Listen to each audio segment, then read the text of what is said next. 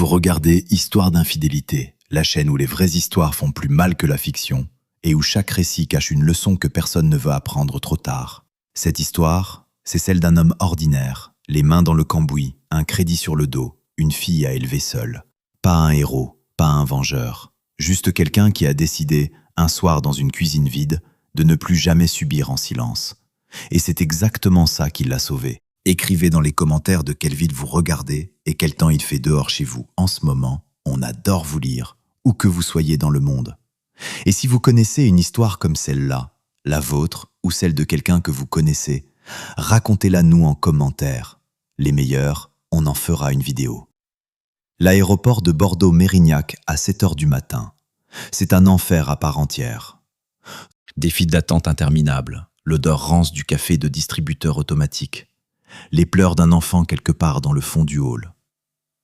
Je me tenais avec la valise de Laurence devant le comptoir d'enregistrement.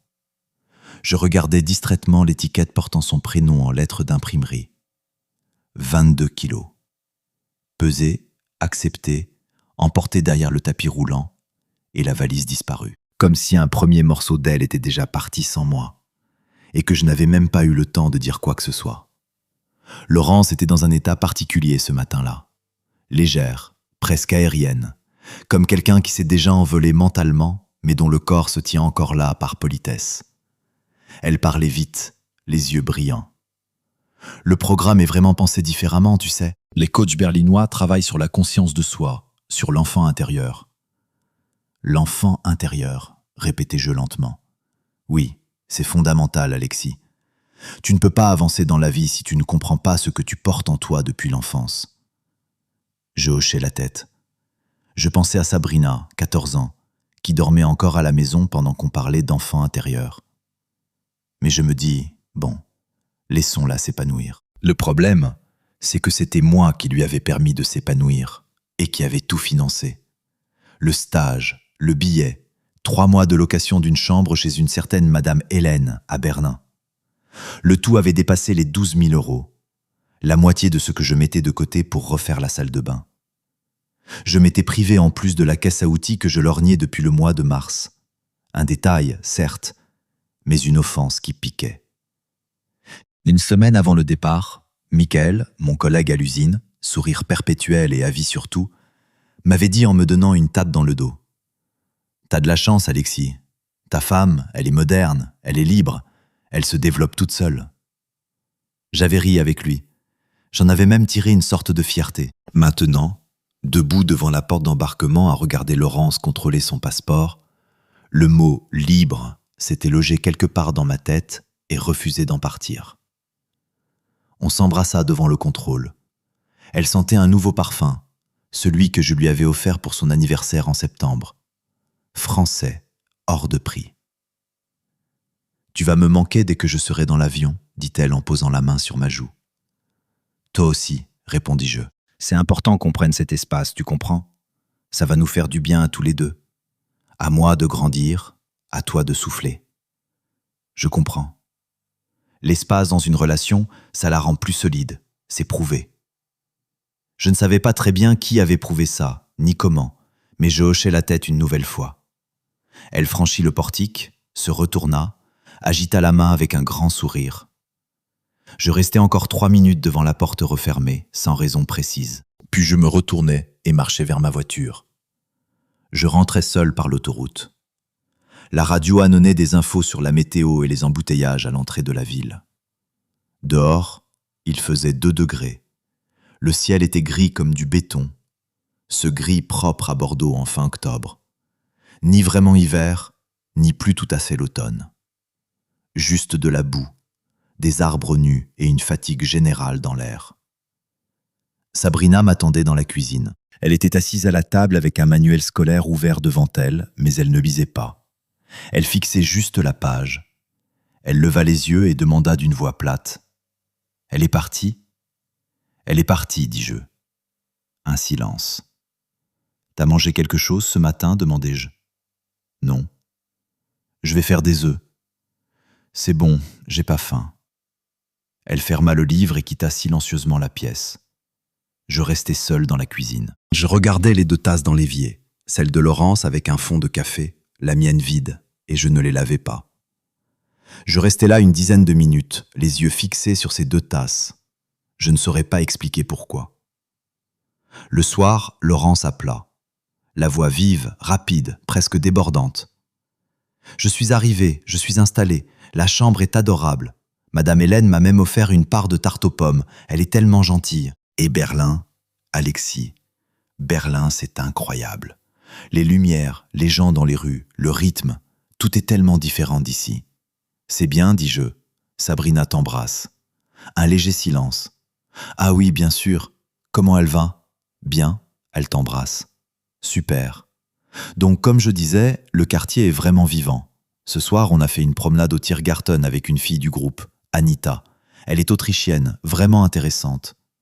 Je l'écoutais. En même temps, je calculais mentalement. 3 mois, 90 jours. Quelque chose comme 800 fois régler le réveil, préparer le petit déjeuner, déposer ou ne pas déposer Sabrina au collège, terminer une journée d'usine, rentrer dans un appartement silencieux. En plus, le prélèvement du crédit le 23 du mois, 1800 €. La tuyauterie de la cuisine qui fuyait depuis 2 mois. J'avais repoussé. Il allait falloir m'y mettre seul maintenant. Et le voyage scolaire de Sabrina en novembre, l'argent à remettre d'ici vendredi. « Tu m'écoutes ?» dit Laurence. « Oui, oui. Klaus, les pratiques corporelles, l'approche fascinante. »« Tu te moques de moi ?»« Pas du tout. Continue. » Elle continua. Je fermai les yeux une seconde, la tête appuyée contre le mur de la cuisine. Après l'appel, j'ouvris mon application bancaire.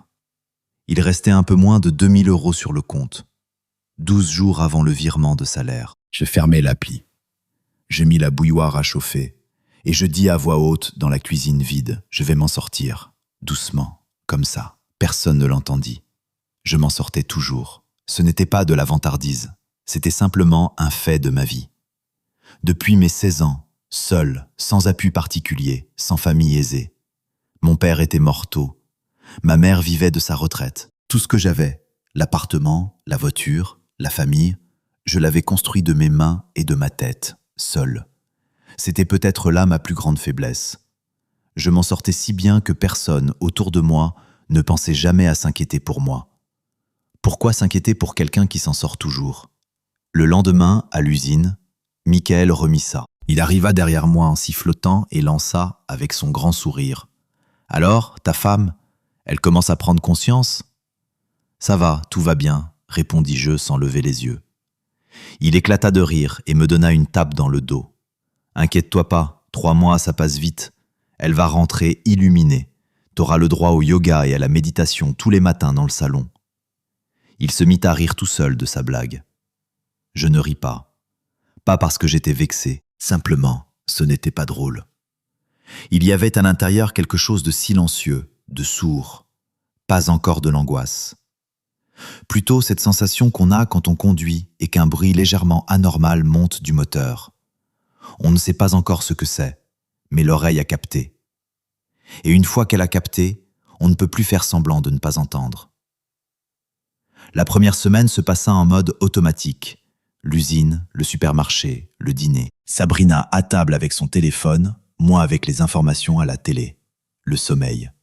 Le matin, à nouveau. Laurence appelait chaque jour, comme promis, mais vite, 10 ou 15 minutes. Elle parlait des cours, du groupe, des gens venus de partout. Il y a une composition tellement intéressante.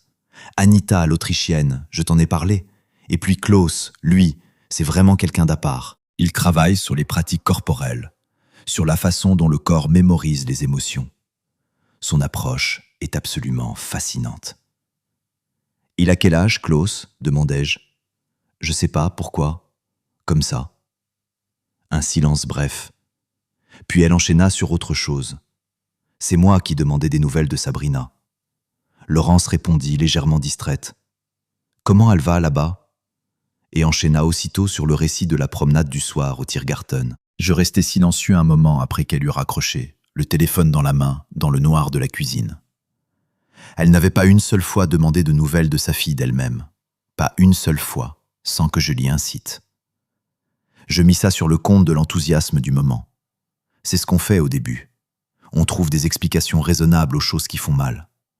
On les range soigneusement dans une case, on ferme la case et on passe à autre chose, jusqu'au jour où la case déborde. Nouveau quartier, nouvelle tête, programme chargé. Ces choses-là arrivent. À la fin de la 2e semaine, je gérais la maison de façon à peu près acceptable. La soupe aux légumes était correcte, sans plus.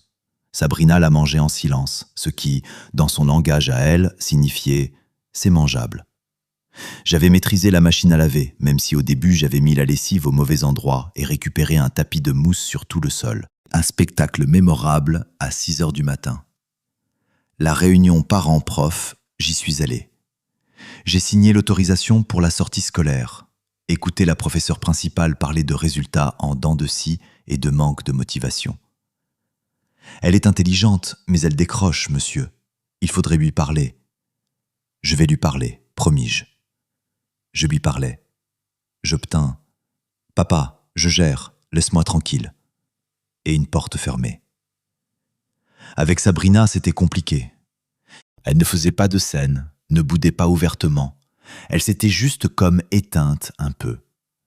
Elle rentrait du lycée, mangeait, disparaissait dans sa chambre. Le soir, j'entendais parfois sa voix à travers le mur, vive, rieuse, au téléphone. Ça me rassurait à moitié. Elle riait encore, simplement, pas avec moi. J'étais entré dans la catégorie père officiel. Pas un ennemi, pas un ami non plus.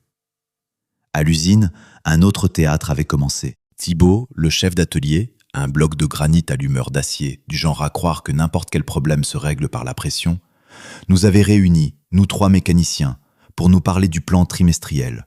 Brûlant, prioritaire, non négociable. J'essayais de glisser un mot sur le poste numéro 4. Il tourne sur les jantes, Thibaut. Le roulement est mort. Mieux vaut l'arrêter maintenant et changer la pièce proprement plutôt que de gérer une panne en pleine production. Il me regarda longuement. Pas d'hostilité. Juste ce regard de quelqu'un qui a déjà décidé et qui attend que tu aies fini. Il ne tombera pas en panne, dit-il. Réunion terminée. Je sortis de son bureau et me dis « D'accord, on verra ». Les appels de Laurence avaient glissé, eux aussi, du quotidien à quand c'est possible. Elle expliquait l'intensité du programme, beaucoup de travail en groupe, des exercices à rendre le soir, et puis des sorties le week-end. Où ? Elle restait vague, à la campagne, des pratiques en plein air. Je ne posais pas de questions. Je me disais, elle bosse sur elle-même, pas la peine de la distraire. Michael, lui, n'avait pas cette retenue. Un jour que j'avais laissé échapper que les coups de fil s'espaçaient, il planta les coudes sur l'établi et me regarda avec son air de grand sage. « Alexis, je vais te dire une chose, en ami. Quand une femme part chercher qui elle est et arrête d'appeler son mari, ça ne s'appelle pas une transformation. Ça s'appelle autrement. Ferme ça, lui dis-je. Il ferma. Mais il eut ce petit sourire en coin. Ce sourire, je l'entendis longtemps résonner dans ma tête. Et puis il y eut ce soir-là, avec le tiroir de la table de nuit. Je cherchais le chargeur de mon vieux téléphone. Il traînait là depuis que j'avais changé de carte SIM. Je fouillais. Pas de chargeur. Mais une liasse de feuilles, pliée en 4, glissée au fond sous d'anciennes notices de garantie. Je dépliai la première. Je compris immédiatement que ce n'était pas pour moi. Une correspondance imprimée sur papier ordinaire. Laurence écrivait à quelqu'un, longuement, tendrement, avec des mots qu'elle ne m'avait plus adressés depuis des années peut-être. Un prénom, Antoine. La date sur le premier feuillet, 3 ans plus tôt, novembre. Je relus la première page, puis la deuxième, puis la troisième. Puis je repliai tout soigneusement, glissai le paquet sous les notices, refermai le tiroir et m'assis au bord du lit. Je regardais fixement le mur d'en face. La photo était là. Laurence et moi au bord de la mer. Elle avait peut-être 35 ans, moi bronzé. Tous les deux en train de rire à quelque chose qu'on avait oublié depuis longtemps. Je restais comme ça je ne sais combien de temps. Puis je me levai, allai à la cuisine, fis du thé, et me dis à voix haute, d'une voix très nette, très ferme. Pas maintenant. C'était il y a 3 ans. Peut-être que c'était fini depuis longtemps. Peut-être que ça n'avait jamais été grand-chose. Les gens écrivent des choses dans des messages. Je n'allais pas creuser. La vie tenait déjà à un fil. Pourquoi tirer dessus? Cette décision, je me la suis rappelée souvent par la suite. Chaque fois, je me disais « idiot ». Pas avec colère, presque avec tendresse. Comme on se souvient d'une bêtise de jeunesse. Ce soir-là, Sabrina sortit de sa chambre pour boire un verre d'eau. Elle me trouva à la table, les deux mains autour de ma tasse, les yeux dans le vide. Elle s'arrêta. « Papa, t'as quoi ?»« Rien, je suis fatiguée, c'est tout. » Elle resta une seconde dans l'encadrement de la porte, me regarda. « Moi aussi je suis fatiguée, dit-elle doucement. » Puis elle repartit dans sa chambre. On n'avait pas précisé de quoi on était fatigué. On n'en avait pas besoin. On le savait tous les deux. Les jours suivants pesèrent lourd. Le poste numéro 4, celui dont j'avais parlé à Thibaut, se mit à flancher exactement au pire moment, en plein milieu d'une équipe de nuit un vendredi, quand la moitié des gars étaient déjà mentalement chez eux. Je restais avec un collègue à démonter le bloc, sans éclairage décent, à mi-voix pour ne pas réveiller l'ambiance. Le roulement était mort, exactement comme je l'avais dit. On changea tout en urgence. Je rentrais à minuit passé, m'effondrais habillé sur le lit. Le lendemain matin, Thibaut. Bien qu'on ait tenu avant la première équipe. Oui, dis-je. Je bus mon café et n'ajoutai rien. Ce jour-là, Laurence appela d'elle-même, sans que j'aie envoyé de message en premier. Voix légère, presque gaie. On a eu une soirée culturelle hier avec le groupe, une expo vraiment belle. Et après, on s'est installé dans un café et on a parlé jusqu'à presque minuit. Tu sais, ces conversations où le temps n'existe plus. C'est bien, dis-je. Comment va Sabrina? Je marquai un temps. C'était la première fois en 2 semaines qu'elle posait la question sans que je l'y invite. Elle travaille, ça va. Bien. Donc, comme je te disais, les tramways ici sont magnifiques. Ils traversent le parc au coucher du soleil, et c'est vraiment... Je l'écoutais, et je pensais à une seule chose. Elle riait dans un café avec des inconnus, pendant que je démontais un roulement avec une lampe de poche entre les dents, pour qu'il y ait un plan le lendemain matin. Je n'étais pas en colère. Ce n'était pas le bon mot. Je voyais juste l'image très clairement. 2 personnes qui vivaient des vies parallèles et appelaient ça un mariage. Quand je raccrochais, je me demandais quand nous avions eu pour la dernière fois une vraie conversation. Pas sur Sabrina, pas sur les factures. Une vraie conversation sur nous, sur ce qu'on ressentait, sur ce qu'on voulait. Je cherchais, je ne trouvais pas. Yves m'écrivit sur la messagerie à 00h30. Je ne dormais pas encore. J'étais allongé dans le noir à écouter Sabrina remuer dans sa chambre. Le froissement des pages ou l'écran du téléphone, impossible à distinguer. Le message était court. « Alexis, faut qu'on se parle. Pas au téléphone. Demain t'es libre ?» Yves, c'est quelqu'un de particulier dans ma vie. On se connaît depuis 20 ans, depuis l'armée, même classe de recrutement. Il n'est pas du genre à envoyer « faut qu'on se parle pour rien », pour passer le temps ou remplir une soirée. Quand il écrit ça, c'est qu'il y a une raison. Je répondis « oui », après 18h, où? Il répondit « chez moi ». Joséphine est partie chez ses parents avec les enfants pour la semaine, on sera tranquille. Sans oreilles inutiles, c'est ce qu'il avait ajouté. Je ne relevais pas. Je posai le téléphone sur la table de nuit, fixai le plafond encore 1 heure, puis finis par m'assoupir. Toute la journée du lendemain à l'usine, ce message tourna en fond. Je passais en revue les possibilités. Peut-être un problème de santé qu'il ne voulait pas annoncer par téléphone. Peut-être des ennuis au travail. Peut-être qu'il avait besoin d'argent et que ça le gênait de demander. Dans aucun de ces scénarios, je n'apparaissais. Il ne m'était pas venu une seule fois à l'esprit que ce soit à mon sujet. J'arrivai chez lui directement après la fin de l'équipe, sans passer à la maison. Il ouvrit la porte. Je vis tout de suite que quelque chose n'allait pas. Pas malade. Pas bouleversé au sens ordinaire du terme. Il avait le visage de quelqu'un qui doit dire une chose difficile, qui cherche comment commencer depuis plusieurs heures et qui n'a toujours pas trouvé. Il me fit entrer dans la cuisine, mit la bouilloire à chauffer, s'assit en face de moi et resta silencieux une 15aine de secondes. Je me tus aussi. J'attendais. Puis il prit son téléphone, chercha quelque chose et le posa sur la table, écran tourné vers moi, sans un mot. Je regardais l'écran 3 secondes, peut-être 4. Un site en allemand, ça se voyait immédiatement, aux polices, à la mise en page, aux icônes. Amateur, ça aussi c'était clair au premier coup d'œil. Un profil, des photos en aperçu, plusieurs. Le visage sur la première image, je le reconnus instantanément. Ce visage, je le connais depuis 17 ans, aucun doute, aucun. Pas de peut-être, ni de ça se ressemble. C'était Laurence. Avec un pseudonyme en caractère latin, quelque chose comme Laurence Bordeaux. Même la ville dans le pseudo. Quelle discrétion. Je ne dis rien. Je pris le téléphone et fis défiler le profil, du haut vers le bas, méthodiquement. Les photos étaient plusieurs, toutes explicites, toutes manifestement intentionnelles. En bas de la page, date d'inscription, 5 octobre. Elle était partie le 28 septembre. Moins d'une semaine s'était écoulée. Je reposais le téléphone sur la table. Yves me regardait et attendait. Je demandai d'où ça venait. Il m'expliqua. Son neveu Théo vivait à Berlin depuis 3 ans. Il y travaillait. Il était tombé sur ce profil en naviguant sur ce site pour ses propres affaires, avait commencé à regarder et avait reconnu le visage. Ils s'étaient croisés plusieurs fois, Théo et Laurence, lors de nos soirées communes avant son départ. Théo ne savait pas quoi faire de ça. Il avait écrit à son oncle. Yves ne savait pas quoi faire non plus. Il avait réfléchi 2 jours et m'avait écrit.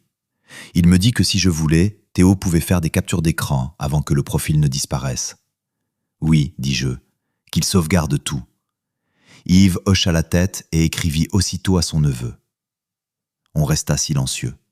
Il versa le thé. Je pris la tasse mais ne bus pas.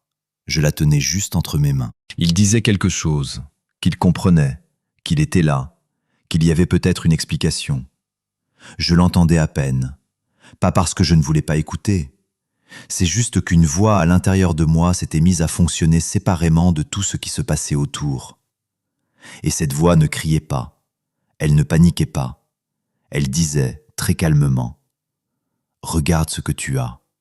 Regarde les faits. » Je me levai, remis ma veste. Yves demanda, « Tu pars ? Tu pourrais rester, tu sais. » Sabrina est seule à la maison. Il m'accompagna jusqu'à la porte, posa la main sur mon épaule 1 seconde, sans rien dire. Juste 1 seconde. Ça suffisait. Je rentrais lentement. Pas exprès, mes mains tenaient le volant à leur propre rythme, et ma tête était ailleurs. La ville derrière la vitre, les lampadaires, l'asphalte mouillé, des gens à un arrêt de tram. Tout ça ressemblait à un décor de théâtre. Ce qui était réel se passait à l'intérieur. Et là-dedans, il y avait un silence immense et un vide froid. Sabrina dormait. Je passais dans ma chambre, m'allongeais sur le lit tout habillé, les yeux au plafond. Les heures passaient. À un moment, les phares d'une voiture dans la cour balayèrent le plafond. Une bande de lumière qui traversa la pièce d'un mur à l'autre et s'évanouit. Je regardais ça et je pensais, voilà, comme ça.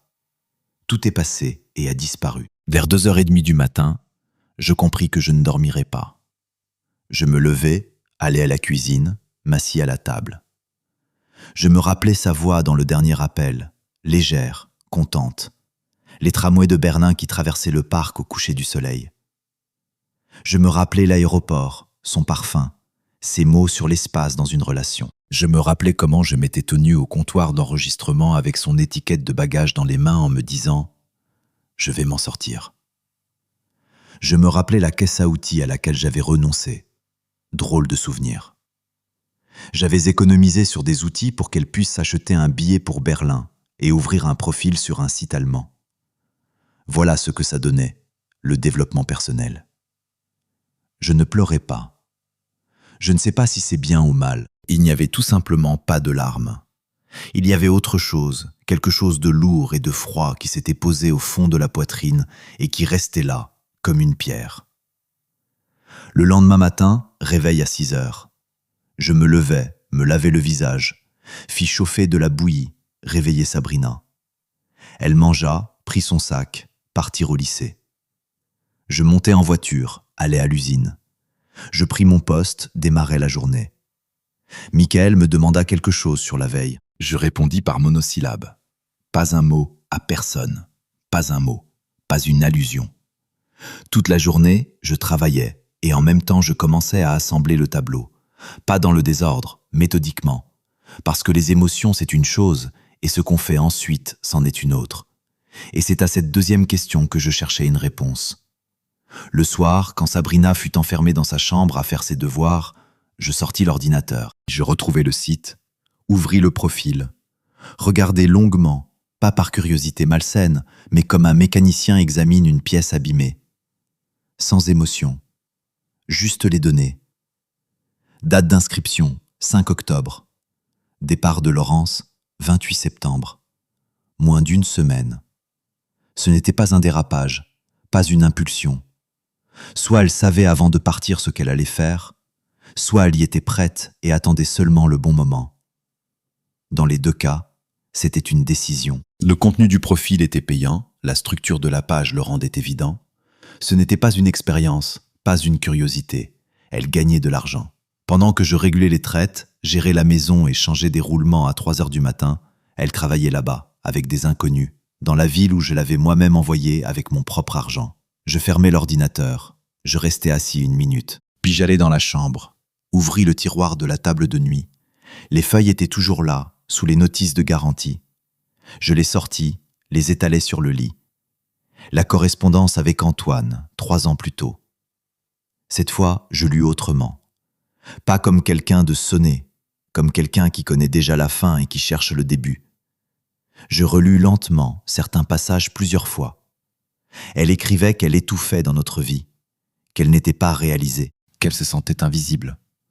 Antoine répondait avec élégance, sur le droit à soi-même, sur le fait que la vraie vie attend ceux qui osent la choisir. Il savait parler. La correspondance s'arrêtait au bout de 4 mois environ. Le dernier message était de Laurence, sans réponse de sa part. Il était parti, mais il avait semé quelque chose. Je me rappelais alors ses 3 déplacements professionnels 2 ans plus tôt. Des formations en comptabilité, disait-elle. Je n'avais pas cherché plus loin. Le travail, la formation, ça arrive. Maintenant, j'étais assis et je me demandais, vraiment des formations ? Je ne savais pas. Et je ne pouvais plus vérifier, c'était trop loin. De toute façon, ça n'avait plus d'importance pour ce que j'avais à faire maintenant. Le lendemain, après ma journée, j'allais voir Christophe. Christophe, je l'avais rencontré par des connaissances communes il y a quelques années. Ancien juriste, à la retraite depuis longtemps, mais la tête aussi précise qu'une horloge, et le genre d'homme qui dit les choses directement et ne gaspille pas les mots. Je l'appelais depuis le parking de l'usine, lui dis que j'avais besoin d'un conseil, pas officiel, juste pour voir clair. Il dit « Viens ce soir, j'ai la soirée libre ». On s'installa dans sa cuisine. Il fit du thé, sortit des petits gâteaux secs d'une boîte en fer. On s'assit l'un en face de l'autre, et je lui racontai tout, dans l'ordre, sans exagérer, sans chercher à attendrir, juste les faits.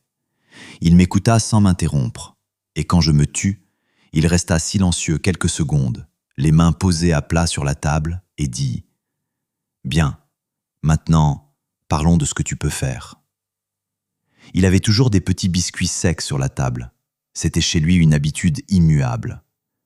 Je lui racontai tout, sans fioriture. La femme partie, le profil retrouvé, des raisons de penser que l'histoire n'était pas récente et la vieille correspondance. Christophe écouta sans m'interrompre, me demandant seulement quelques précisions de temps à autre. Puis il se tut un moment et commença à m'expliquer.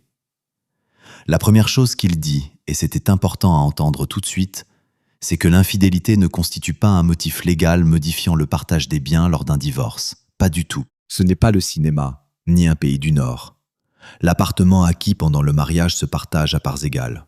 Point. La seule façon de protéger sa quote-part, c'est de prouver qu'une partie de la somme lors de l'achat provenait d'économies antérieures au mariage. Et pour ça, il faut des documents, des relevés bancaires, des dates. J'ai de vieux relevés de cette période, dis-je. Je ne les ai jamais jetés. Bien, dit-il, très bien. Retrouve-les et garde-les précieusement. Deuxième point. Il me dit de commencer à tout consigner dès maintenant. Les conversations, les échanges, les faits. Calmement, sans provoquer de scène, sans laisser voir que j'étais au courant.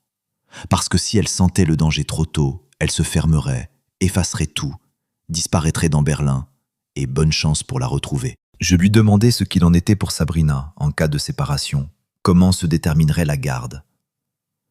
Le tribunal regarde avec qui l'enfant est le mieux, qui s'en occupe réellement au quotidien, m'expliqua-t-il. L'âge de Sabrina, 14 ans, compte. Le juge peut tenir compte de son avis à elle. Je prenais des notes sur mon téléphone. Pas pour un dossier officiel, juste pour ne rien oublier. En partant, Christophe me dit une chose que je retins mot pour mot. « Alexis, là tu dois être plus froid que tu n'en as envie. Parce que celui qui se met en colère perd, et celui qui réfléchit gagne. » Je hochai la tête, montai en voiture, pris la route. En chemin, je m'arrêtai dans une papeterie et achetai une chemise cartonnée avec des pochettes plastiques. À la maison, je sortis les relevés bancaires de la vieille enveloppe de documents où il dormait depuis le début, avec le compromis de vente de l'appartement. J'avais toujours gardé mes papiers. Laurence se moquait de ça, m'appelait le collectionneur de documents. Elle se moquait. Je classais tout dans les pochettes, annotais chaque section au crayon, rangeais la chemise dans le tiroir du bas de l'armoire sous de vieux magazines. Sabrina n'irait pas fouiller là. Laurence non plus. Elle y attendrait le moment venu. Sur mon téléphone, j'installais une application d'enregistrement des appels. Simple, sans option compliquée, juste pour que ce soit là. Ce soir-là, Sabrina sortit de sa chambre un peu plus tard que d'habitude.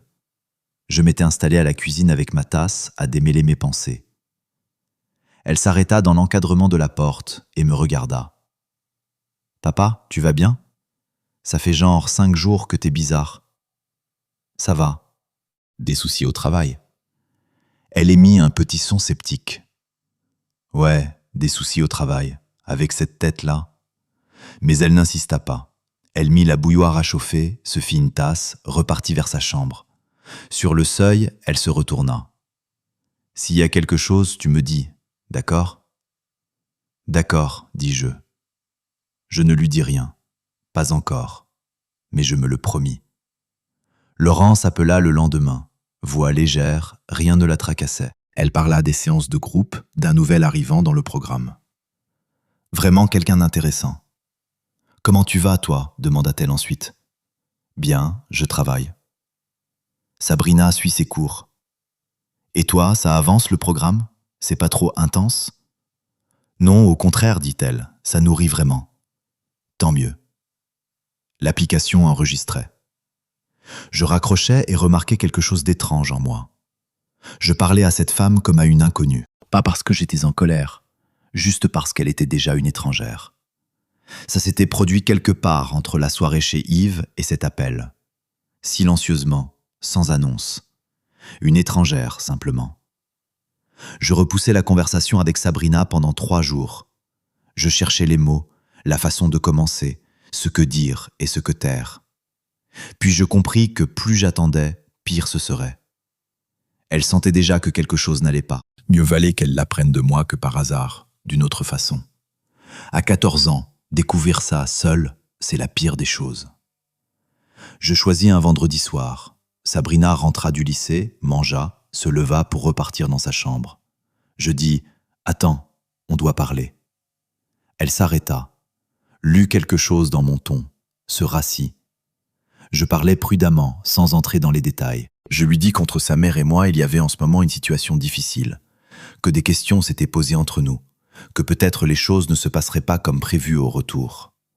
Je voulais qu'elle soit préparée à cette éventualité, pas comme à une catastrophe, juste pour qu'elle sache. Sabrina écouta puis demanda « C'est à cause de quoi ? Je ne peux pas tout expliquer pour l'instant, mais ce n'est pas à cause de toi, et personne n'a mal agi envers toi. » Ce sont des choses d'adultes, ajoutai-je. Elle resta silencieuse une seconde, puis les larmes vinrent, doucement, sans sanglots, juste des larmes qui coulaient. Elle se détourna pour que je ne voie pas. Je vis quand même. Elle s'essuya les yeux et demanda d'une voix sèche « Tu mets maman à la porte ?»« Non, Sabrina, ça ne fonctionne pas comme ça. » Elle se redressa brusquement.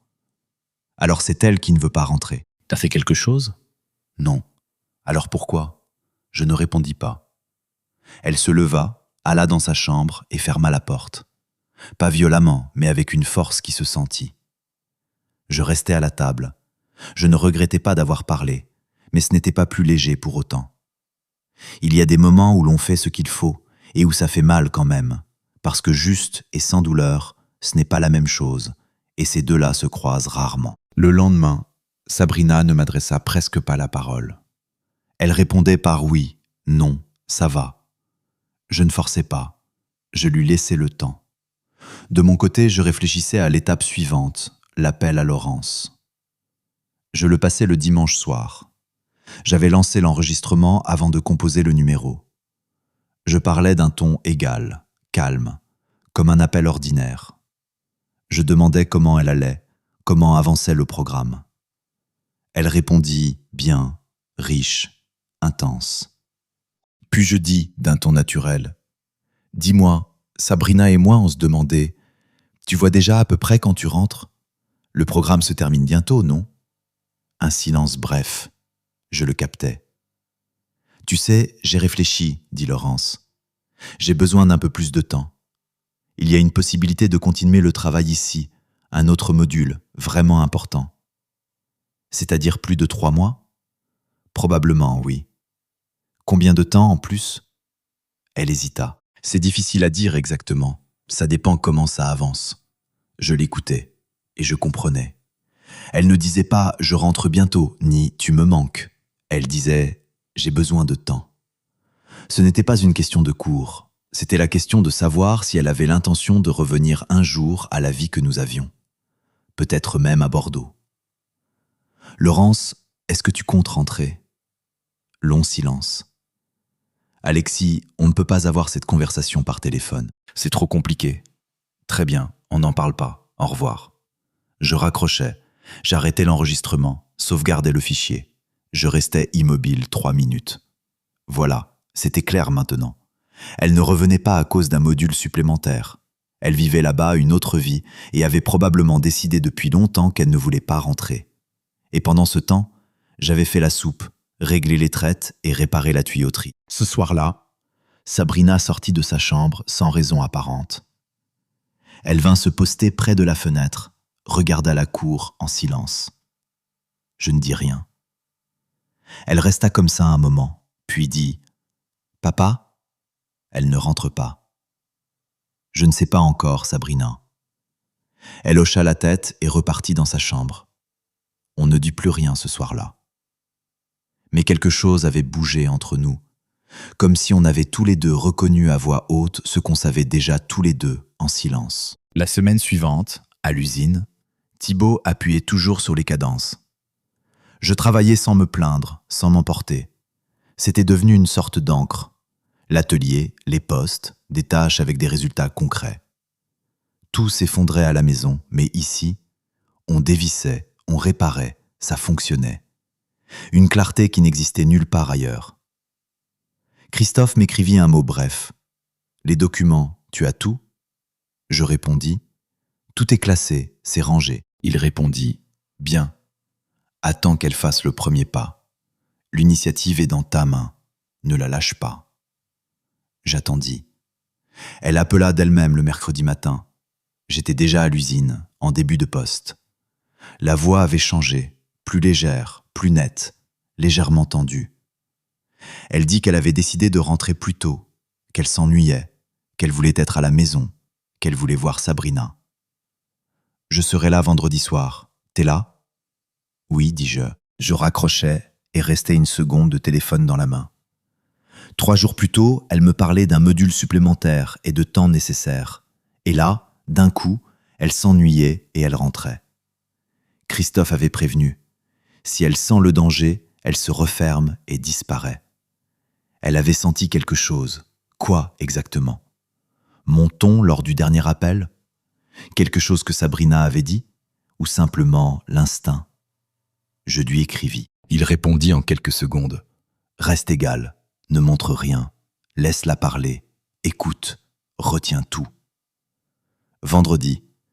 Je rentrais à 18h, rangé un peu, pas pour faire bonne impression, juste pour ne donner de prise à aucun sujet parasite. J'avais dit à Sabrina le matin que sa mère rentrait. Elle avait hoché la tête. sans enthousiasme, mais sans affectation non plus.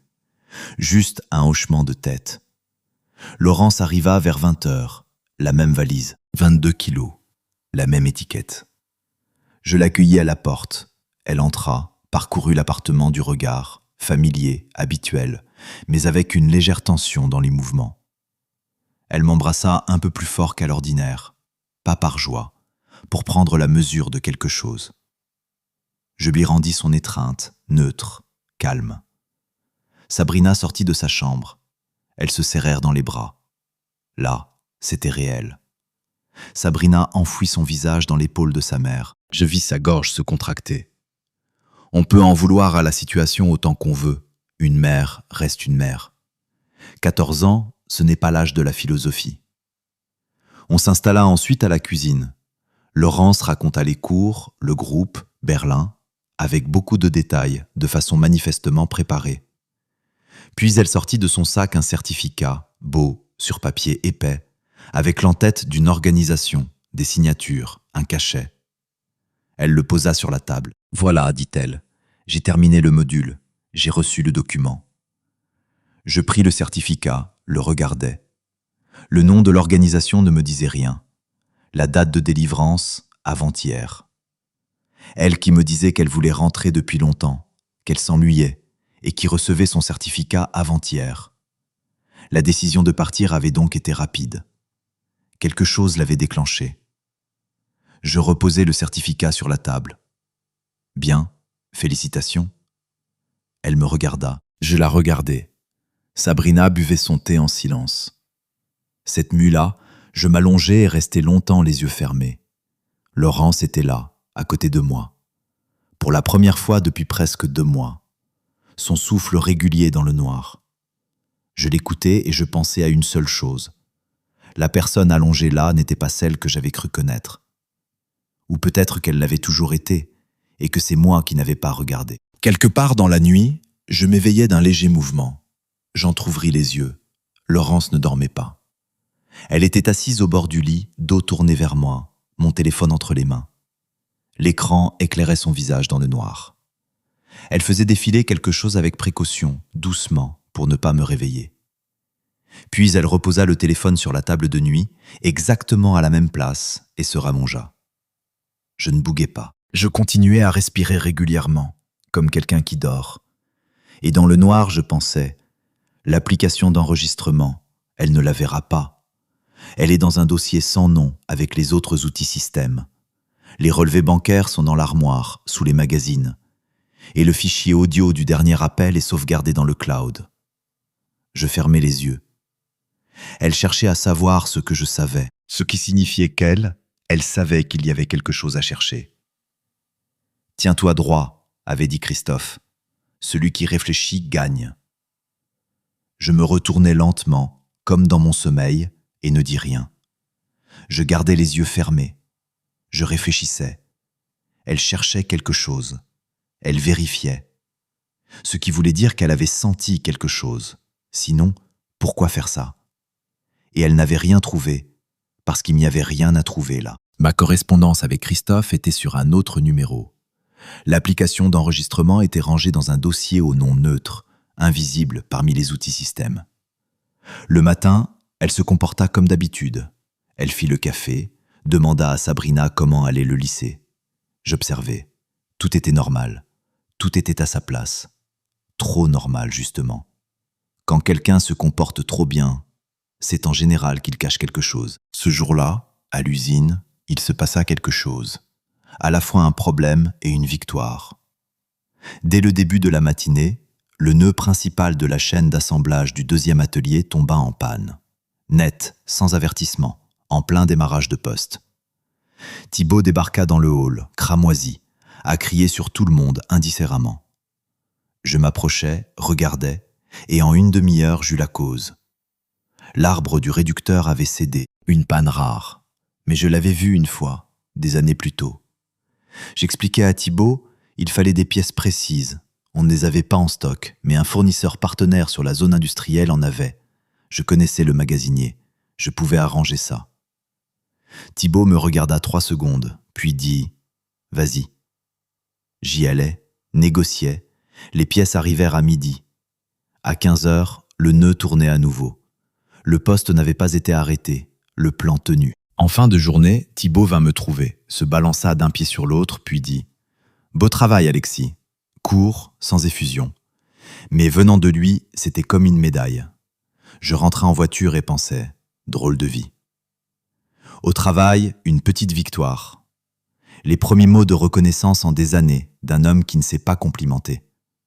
Et à la maison, une femme qui vérifie mon téléphone dans le noir et sourit au petit déjeuner. 2 vies parallèles. L'une où je comprends et je gère, l'autre où je fais semblant de ne rien savoir. À la maison, on était 3 à table. Laurence racontait quelque chose à propos d'une connaissance qui voulait elle aussi partir en formation. Sabrina écoutait. Je mangeais et réfléchissais. Ça ne pouvait pas durer. Soit elle trouverait ce qu'elle cherchait et parlerait la première, soit c'est moi qui commencerais. Mais ça allait arriver, et bientôt. Le soir, quand Sabrina fut dans sa chambre, Laurence me demanda « Tu vas bien ? Tu es distant en ce moment ?» Je la regardais. « Je suis fatigué, beaucoup de travail. » Elle hocha la tête. Silence. Elle alla dans la salle de bain. Je pris mon téléphone et écrivis à Christophe. Elle est rentrée. Cette nuit, elle a vérifié mon téléphone. Je me prépare. Il répondit en moins d'1 minute. Le moment est venu. À toi de jouer. J'attendis encore 3 jours après son retour. Je l'observais se déplacer dans l'appartement, parler à Sabrina, me regarder. Elle faisait des efforts, cuisinait, demandait des nouvelles du travail. Un soir, elle proposa même qu'on regarde un film ensemble. Ça ne nous était pas arrivé depuis 3 ans. Elle forçait trop. Quand quelqu'un se met soudain à être parfait, ce n'est pas parce que tout va bien, c'est parce qu'il sent la terre se dérober sous ses pieds et cherche à s'accrocher. Je choisis le mardi. Sabrina avait prévenu le matin qu'après les cours, elle allait chez son amie Vanessa, un projet à rendre ensemble. Elle serait de retour vers 20 heures. J'avais le temps. Je rentrais après la fin du poste, pas encore 18 heures. Laurence était dans la cuisine, épluchait des pommes de terre. La radio murmurait quelque chose en fond. Tableau ordinaire. Je me déchaussais, accrochais ma veste, entrais dans la cuisine, m'assis en face d'elle à la table. Elle se retourna, sourit. « Tu es fatigué ? » ?»« Non, dis-je. Assieds-toi, on doit parler. » Quelque chose dans mon ton, elle le saisit immédiatement. Elle posa le couteau, s'essuya les mains sur le torchon, s'assit. Son regard était calme, mais je vis ses mains se contracter légèrement sur la table. Je pris mon téléphone, ouvris la capture d'écran du profil. Théo avait tout sauvegardé dès les premiers jours, pendant que le profil était encore actif, et m'avait envoyé l'archive.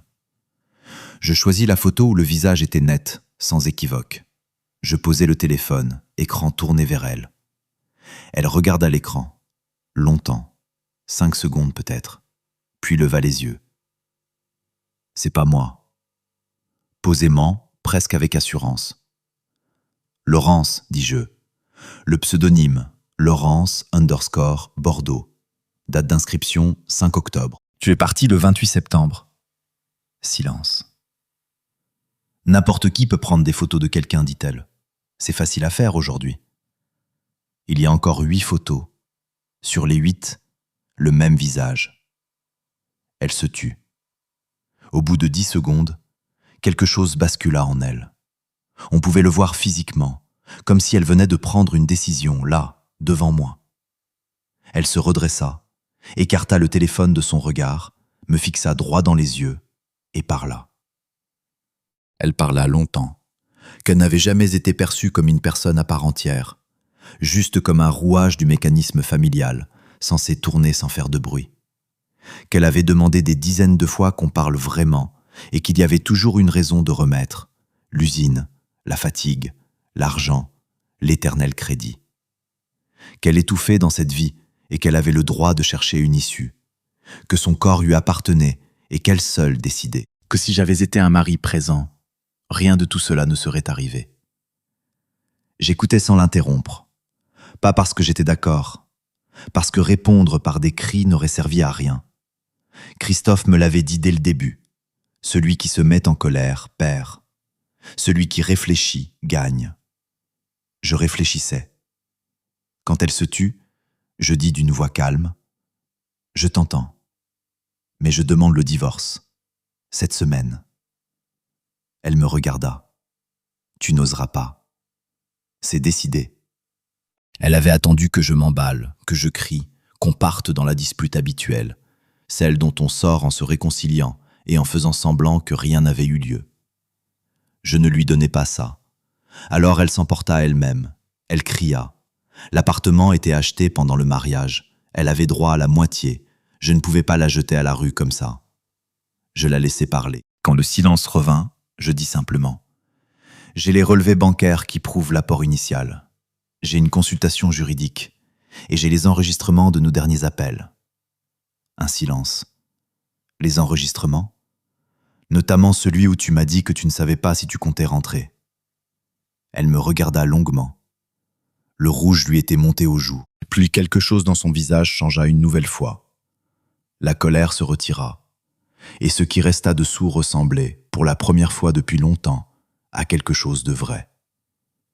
Je me levai, mis ma tasse dans l'évier et dis « On en reparle quand Sabrina ne sera pas là. » Calmement. Je sortis de la cuisine. Dans le couloir, je m'arrêtai une seconde, la main sur le mur. Pas par faiblesse, juste pour laisser passer quelque chose. 17 ans.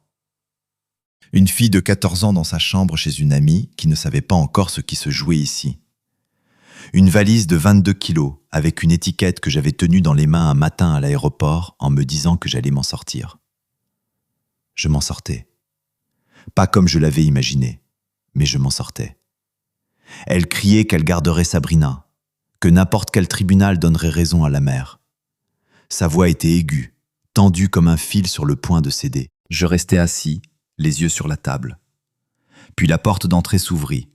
Sabrina était rentrée plus tôt. Vanessa ne se sentait pas bien. La réunion avait été annulée. Elle entra, se déchaussa, avança dans le couloir et s'arrêta dans l'encadrement de la porte de la cuisine. Elle nous regarda tous les deux, sa mère avec des plaques rouges sur les joues, moi silencieux, le téléphone sur la table, l'écran encore allumé. Laurence s'interrompit à mi-phrase. « Qu'est-ce qui se passe ?» demanda Sabrina. « Tout va bien, va dans ta chambre, on discute, » dit Laurence. Sabrina ne bougea pas. Elle resta là, regarda encore, puis se retourna lentement et repartit vers sa chambre. Elle ferma la porte sans claquer, doucement, avec soin. Et c'était bien pire qu'un claquement. Laurence se tut. Puis elle se leva, prit sa veste sur le porte-manteau, saisit son sac. « Je vais chez Angélique. » La porte d'entrée claqua. Celle-là, elle claqua. Je restai seul dans la cuisine. Dehors, les lampadaires, une voiture dans la cour, le grondement lointain de la ville. Je pensais, voilà, c'est passé. Le point de non-retour. Il n'y a plus de chemin en arrière, ni pour elle, ni pour moi. Et ce n'est plus effrayant, c'est juste un fait. Je frappai à la porte de Sabrina, elle dit d'entrer. Elle était allongée sur son lit, le téléphone dans les mains, sans regarder l'écran, juste le tenir. Je m'assis sur le bord du lit. « T'as entendu ?» Elle hocha la tête. « Pardon que ça se passe comme ça. » Elle resta silencieuse un moment, puis demanda « C'est vrai, ce qu'il y avait sur l'écran ?» « Oui. » Elle ferma les yeux. Je ne continuais pas. Je me levai et dis « Si tu veux parler, je suis là. » Et je sortis. 2 jours plus tard, je déposai la demande en divorce. J'y allais seul, remis les documents, récupérai le récépissé. Pas de solennité. Un guichet ordinaire, une femme derrière la vitre, un tampon sur du papier. Une vie réduite à du papier. Laurence appela le 5e jour. Voix posée, préparée. Elle avait pris un avocat. Elle allait réclamer la moitié de l'appartement et une pension alimentaire pour Sabrina. Je dis « Compris, le tribunal tranchera. » Elle attendait autre chose. Elle n'eut rien. La conversation se termina. L'avocat de Laurence était jeune, mordant, du genre à manier la lettre de la loi comme une arme. Sa position était simple et d'une certaine façon solide. L'appartement avait été acquis pendant le mariage, donc bien commun, partage à parts égales. Et formellement, il n'avait pas tort. L'infidélité n'est pas un argument juridique. Le tribunal n'est pas intéressé par la dimension morale, seulement par les documents et les chiffres. C'est exactement pour ça que je m'étais préparé.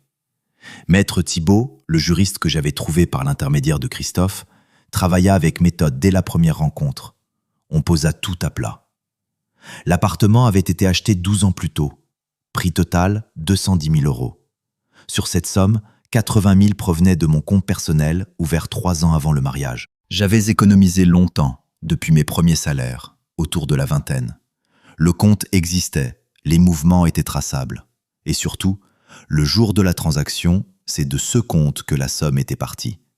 J'avais les relevés, je ne jetais jamais les papiers. Laurence se moquait de ça, m'appelait le maniaque des archives. Ces relevés étaient maintenant dans le dossier de Maître Thibault. Argument de défense, une partie du prix d'achat avait été réglée avec des économies antérieures au mariage. Cette part-là ne constituait pas un bien commun et n'était donc pas soumise au partage. Maître Thibault me prévint. « On peut le prouver, mais soyez prêts, l'avocat d'en face va contester et faire traîner. Un dossier immobilier, c'est 6 mois minimum, souvent davantage. Compris, on continue. » La première audience eut lieu en novembre, formelle. Les parties se présentèrent, les avocats exposèrent leur position.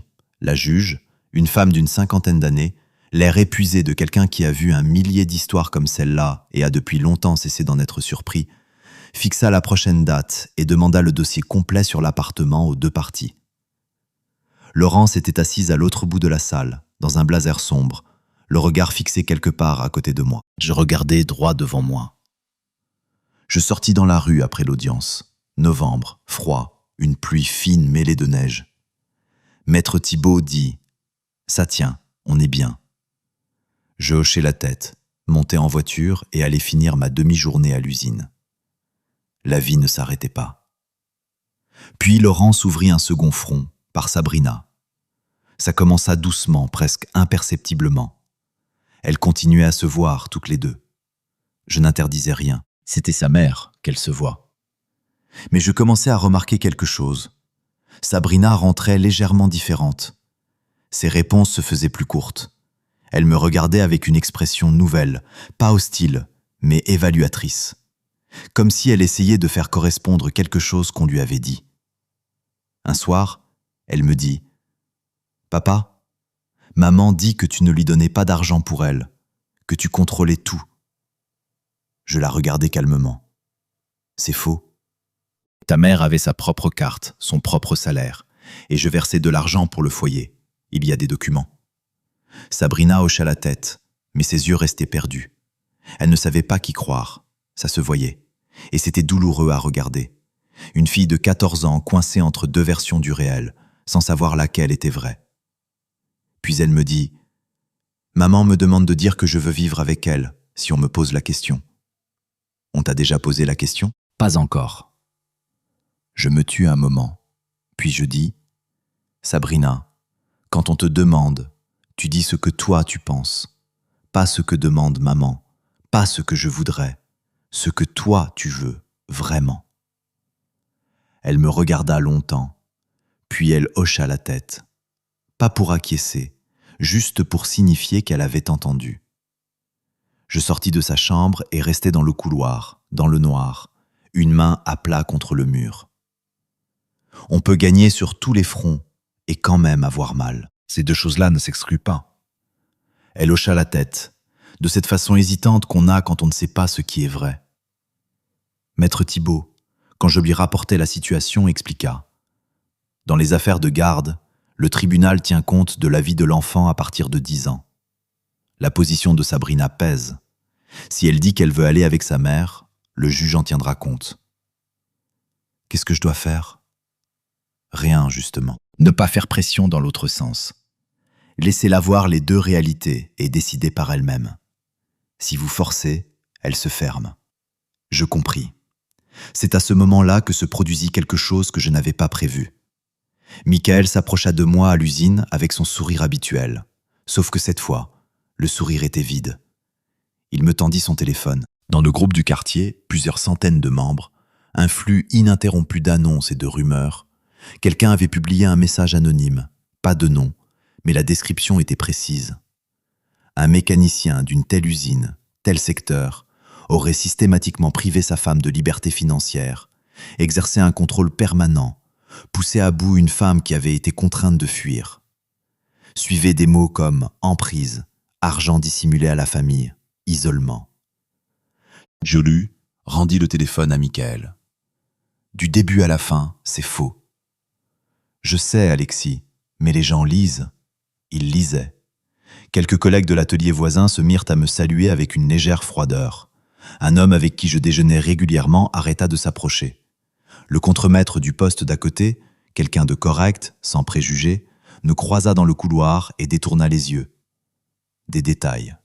Mais quand les détails s'accumulent, on commence à sentir qu'on vous encercle en silence. Maître Thibault dit brièvement « N'écrivez rien dans ce groupe. Pas de réponse publique. Pas de justification. Tout ce que vous direz sera retourné contre vous ou sorti de son contexte. » Silence. Je me tue. C'était l'une des choses les plus difficiles. Se taire quand on connaît la vérité et entendre le mensonge vivre juste à côté. La deuxième audience fut plus rude. L'avocat de Laurence attaqua mes relevés. Il arguait qu'il n'existait aucune preuve formelle que ces fonds avaient bien servi à l'achat et n'avaient pas été complétés ultérieurement par des revenus communs. Maître Thibault para. Il y a la date d'ouverture du compte, l'historique des mouvements et l'ordre de virement daté du jour de la transaction. La juge écouta les deux parties, prit des notes, fixa une troisième audience et demanda des documents complémentaires. Une attestation officielle de la banque sur l'historique du compte. Je sortis de la salle et ressentis pour la première fois vraiment le poids de tout ça. Pas physiquement, mais à l'intérieur. Comme lorsqu'on porte quelque chose de lourd depuis trop longtemps et que les bras tiennent encore, mais avec moins de certitude qu'avant. Le soir, Sabrina mangea en silence, puis dit « Papa, maman dit que tu as demandé le divorce pour la mettre à la rue sans rien. » Je la regardais. C'est faux. Il y a un tribunal, il y a la loi. Tout sera tranché honnêtement. Elle hocha la tête, mais dans ses yeux, la même confusion, à mi-chemin entre deux rives, sans savoir vers laquelle nager. Je débarrassai la table, allai dans ma chambre, m'allongeai, regardais le plafond. C'était le moment le plus sombre depuis le début. Pas le soir du téléphone chez Yves. Pas la scène dans la cuisine. Celui-là, précisément, allongé seul, avec de l'autre côté du mur une fille qu'on essayait lentement et méthodiquement de m'enlever. Des collègues qui regardaient de travers, des avocats qui se battaient dans une salle d'audience, et la conscience d'avoir fait ce qu'il fallait et de perdre au point quand même, pour l'instant. J'écrivis un mot bref à Maître Thibault sur l'attestation bancaire. Il répondit en moins d'une minute « Demandez. 10 jours d'attente. Tiens bon. » « Je tiens, écrivis-je. Je posai le téléphone et fermai les yeux. Sabrina vint me voir un samedi matin. J'étais dans la cuisine, café à la main, à regarder par la fenêtre la cour où la première neige recouvrait d'une fine couche les feuilles mortes encore ramassées. Elle entra sans frapper, ce qui était inhabituel. Sabrina frappait toujours. Elle s'arrêta près de la table, son téléphone dans les mains. Le visage sérieux, sans la fermeture défensive des dernières semaines. Un autre visage, presque adulte. « Papa, je dois te montrer quelque chose. » Elle s'assit en face de moi, posa le téléphone, écran tourné vers moi. C'était une correspondance. Laurence écrivait à son avocat. Sabrina était tombée dessus par hasard. Sa mère avait oublié de se déconnecter de son compte sur une vieille tablette qu'elle lui avait donnée en été. Sabrina s'en servait pour les cours et les jeux. Laurence avait oublié, et Sabrina avait ouvert la mauvaise application. Je lus lentement. La stratégie pour l'audience sur l'appartement, les documents à préparer, ça, c'était la guerre. Les deux camps construisaient leur position. Mais plus loin, il y avait un passage sur Sabrina. Laurence écrivait à son avocat. « La fille est encore malléable. On peut s'en servir comme levier de pression. L'essentiel est de la préparer correctement avant l'audience sur la garde. Et plus loin, elle est émotive et influençable. Si on lui présente les choses dans le bon sens, elle dira ce qu'il faut. » L'avocat répondait « Bien, mais n'allez pas trop loin. Le tribunal sent ce genre de choses. » Je finis de lire. Je posai le téléphone. Je regardais Sabrina. Elle me regardait en retour, les yeux secs. Elle avait visiblement pleuré avant d'entrer, et avait décidé d'en finir avec les larmes. J'ai lu ça hier soir. J'ai pas dormi. Elle m'appelle un levier de pression, papa. Je suis un instrument pour elle. Je ne trouvais pas les mots. Il n'y en avait pas de juste. Je tendis simplement la main à travers la table et couvris la sienne de ma paume. Elle ne retira pas sa main. Puis elle demanda « Et maintenant ?»« Maintenant, tu dis la vérité, rien de plus.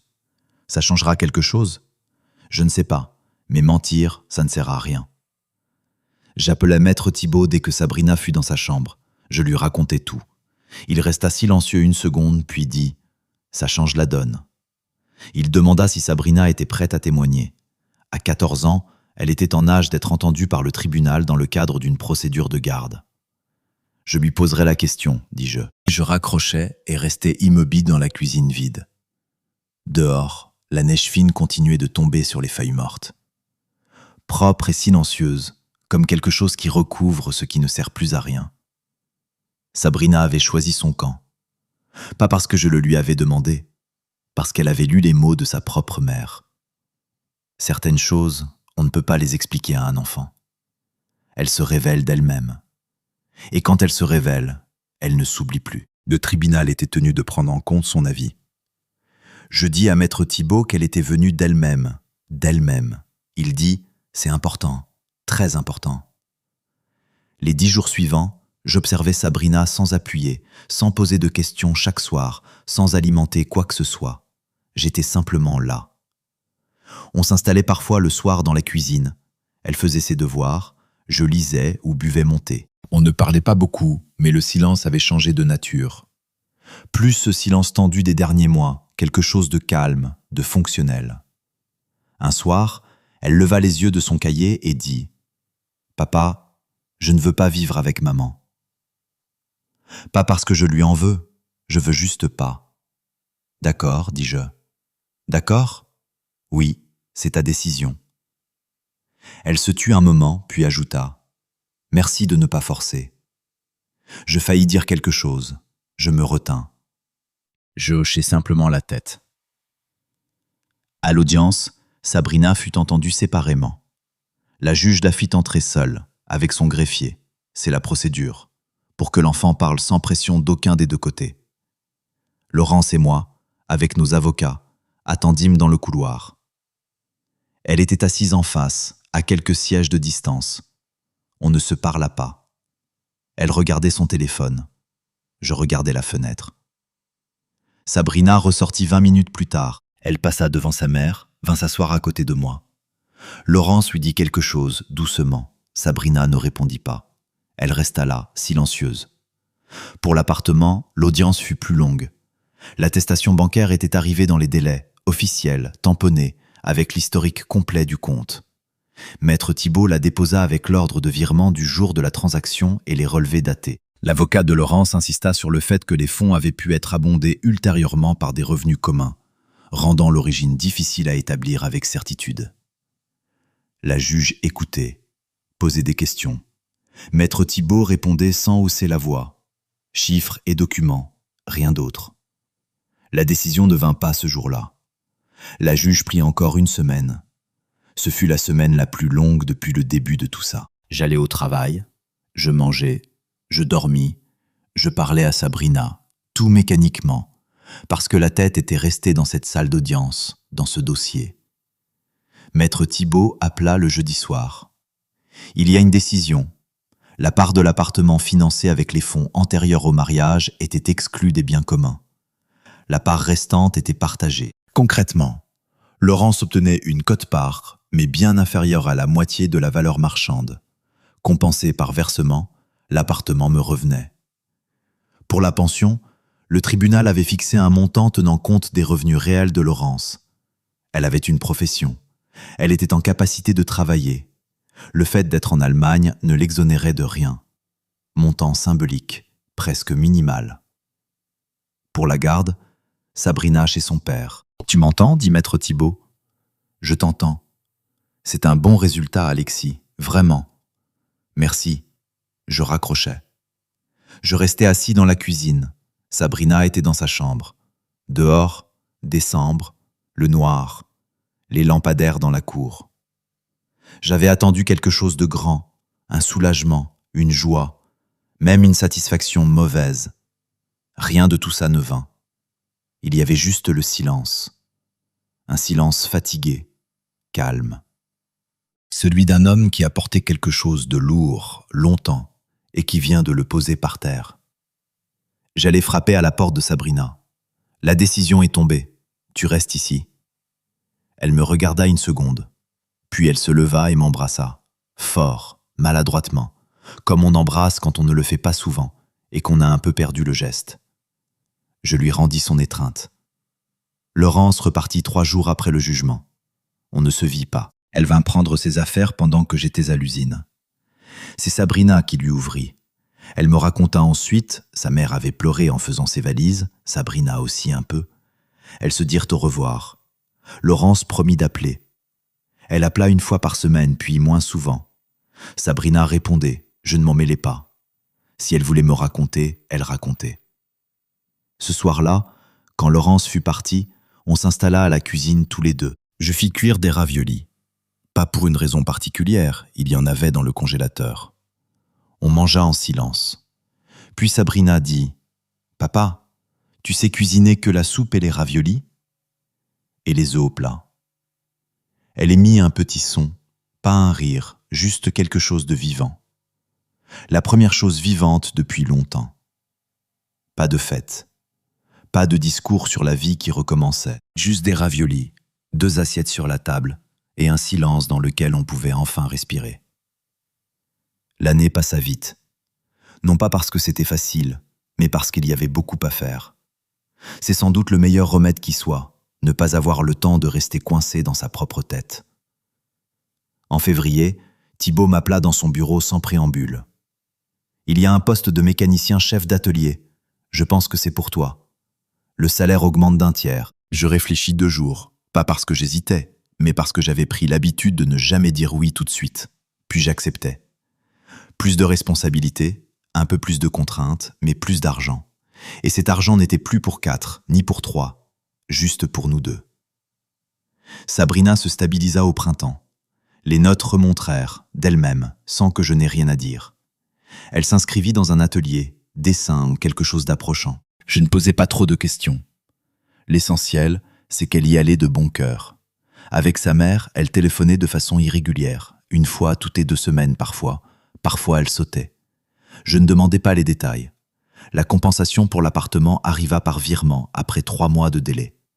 Je mis la somme de côté et refis enfin la salle de bain, celle que je repoussais depuis des années. Je la fis moi-même, avec un plombier en renfort pour la tuyauterie. Sabrina regarda le résultat et dit simplement « Il était temps ». Le robinet goûtait comme une horloge. Yves m'emmena pêcher 2 fois pendant l'été. On s'asseyait, on ne parlait pas beaucoup, on attendait. Ça soigne aussi, j'avais découvert, autant que le travail à sa façon. Avec Michael, à l'usine, les choses s'apaisèrent. Il arrêta les sous-entendus, arrêta le sourire en coin. On redevint des collègues ordinaires, ni plus ni moins. Un matin de septembre, Sabrina descendit dans la cuisine pendant que je buvais mon café. Elle s'assit en face de moi, prit une tasse, ne dit rien pendant un moment, puis « Papa, t'as l'air moins fatigué qu'avant ?» Je la regardai. « C'est possible. » Elle hocha la tête et souffla sur son café. Je ne répondis rien de plus. Il n'y avait rien à ajouter.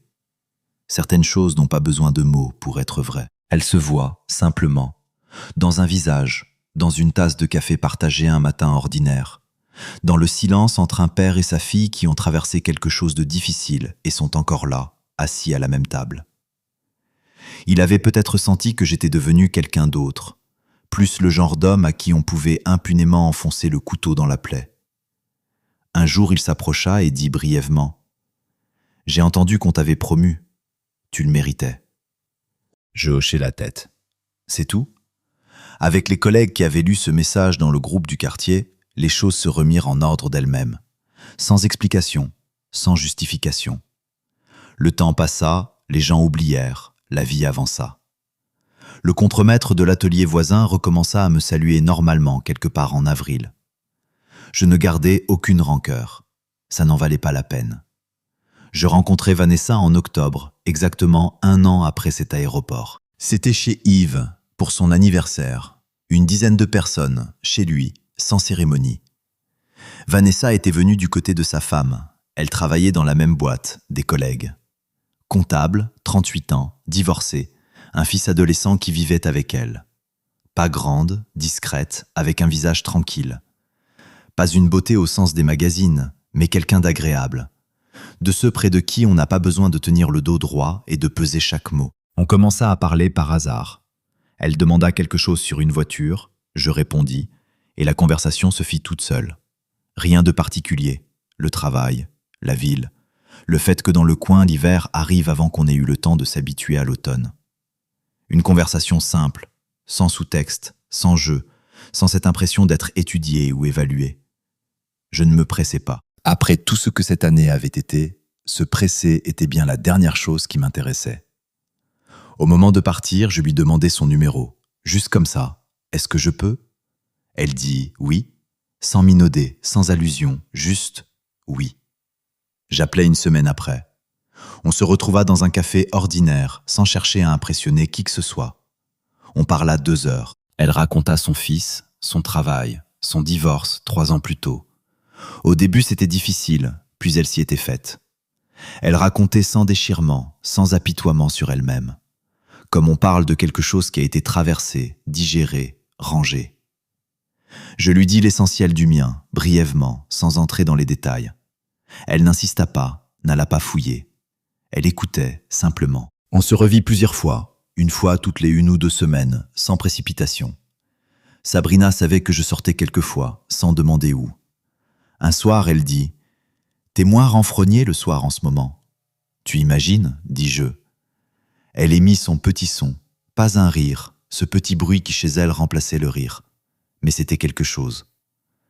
En novembre, j'invitai Vanessa à dîner, chez moi cette fois. Je fis la soupe moi-même, ça allait de soi. Sabrina était chez une amie. Vanessa arriva avec une tarte du commerce, sans explication particulière. On s'installa dans la cuisine, on mangea, on parla. Elle raconta une histoire sur un client de son cabinet, quelque chose de drôle, tiré du quotidien professionnel. Elle rit à la chute, doucement, sincèrement, la tête légèrement renversée en arrière. Je la regardais et pensais, voilà. Pas un coup de foudre, pas un bouleversement, juste une sensation tranquille, solide. Que dans cette cuisine, avec cette personne, à cet instant, tout était à sa place. Pour la première fois depuis très longtemps, tout était à sa place. On débarrassa ensemble. On se retrouva côte à côte près de l'évier, épaule contre épaule. Dehors, Bordeaux, novembre, la neige était tombée pour de bon cette fois. À l'intérieur, le silence. Mais pas ce vide de cette nuit après chez Yves. Autre chose. Ce silence-là qu'on a quand tout est en ordre. Le téléphone tinta doucement sur la table. Je tendis la main, regardai l'écran. Une notification, un message. Expéditrice Laurence. Texte court. Alexis, il faut qu'on parle. C'est important. Je regardai l'écran 1 seconde.